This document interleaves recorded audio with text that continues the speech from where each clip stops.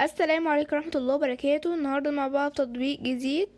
عمرك سألت نفسك ازاي الناس زمان كانت بتعيش وتموت من غير ما تعرف اكتر من 100 شخص في حياتها كلها؟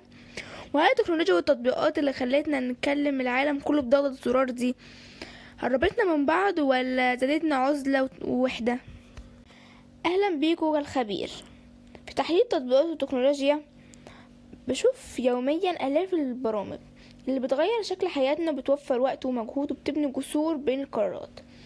سوق التطبيقات الاجتماعية بيحقق ربح عالمي بتتخطى 8 مليار دولار سنويا، وده رقم يخلينا نقف ونفكر احنا استهلكنا ايه بالظبط. النهاردة انا جاية افصص معاك تطبيق واخد مساحة كبيرة مؤخرا، اسمه أمار، اللي بيسوق لنفسه انه مجرد تطبيق دردشة ومكان تلاقي فيه صديقك الحقيقي. بس خلينا نتكلم بمهنة وبدون تجميل للواقع، ومن الواقع التجربة تحليل دقيقة لآلة عاملة التطبيق ده. التطبيق ده زي ايه؟ تطبيق دردشة كتير، وللأسف البيئة الخصبة جدا لاستخدام غير أخلاقي. احنا هنا بنتكلم عن العصابات الإلكترونية بتعمل حسابات وهمية بتسرق صور ناس عادية عشان توقع ضحايا في علاقات وهمية بهدف الاستنزاف المادي. بتلاقي مستخدمين بيدخلوا بأسماء مستعارة لهدم بيوت أو تحرش لفظي وابتزاز، وده الواقع المخيف اللي لازم نبعد عنه عشان نحمي نفسنا. طب هل في طريقة نستخدم بيها التطبيق ده؟ نظريا لو انت داخل بوعي كامل وعامل حدود صارمة لخصوصياتك، مش بتشارك بياناتك الشخصية او ارقامك التليفونية او صور حساسة، ممكن تفعل استخدامه بمجرد نفاذ تتعرف منه على صفقات تانية. من المميزات المخفية للتطبيق ان الخوارزميات قوية جدا في الربط بالشريحة واسعة من الناس في ثواني، لكن العيوب اللي محدش بيقول عنها هي الخوارزميات الأدمينية. التطبيق متصمم عشان يفرز هرمون الأدومين في مخك، يخليك متواجد أطول فترة ممكنة، وبيستنسخ بطريقتك وبياناتك بشكل مرعب لخدمة تتبع الخلفية. لو دخلنا على متجر بلاي ستور هنلاقي ان ناس كتير بتقرأ التطبيق اللي هم كشفوا لعبته ده.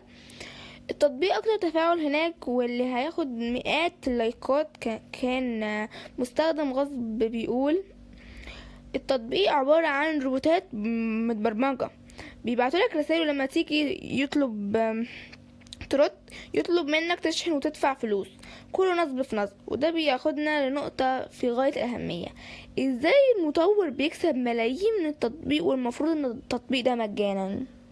الإجابة المباشرة: انت سلعة يا صديقي. المطور مش بس بيجمع داتا ويبعتها لشركات إعلانات، ده بيعتمد بشكل أساسي على المشتريات الجودة التطبيق، وبيخلق لك وهم الاهتمام يخلي الروبوتات يبعت لك رسائل، وعشان تفتحها أو ترد عليها لازم تشتري عملات افتراضية أو تفعل اشتراكات فيلب أو تبعت هدية رقمية ملهاش أي قيمة حقيقية. ودي تجارة بتسحب ملايين من جيوب الناس اللي بتدور على توصيل حقيقي.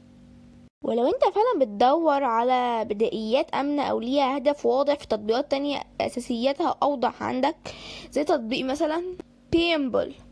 ده بيديك تحكم اكبر للطرفين، وبيقلل العشوائيات والحاجات اللي بتضايقك بشكل كبير جدا، لان الطرف التاني هو اللي لازم يبدأ المحادثة. او لو عايز تتعرف على ناس بغرض مفيد بجد، التطبيق هيلتوك ممتاز لبدائل اللغات، بيخليك تتكلم مع الأجانب، تتعلم لغتهم ويتعلموا لغتك في البيئة.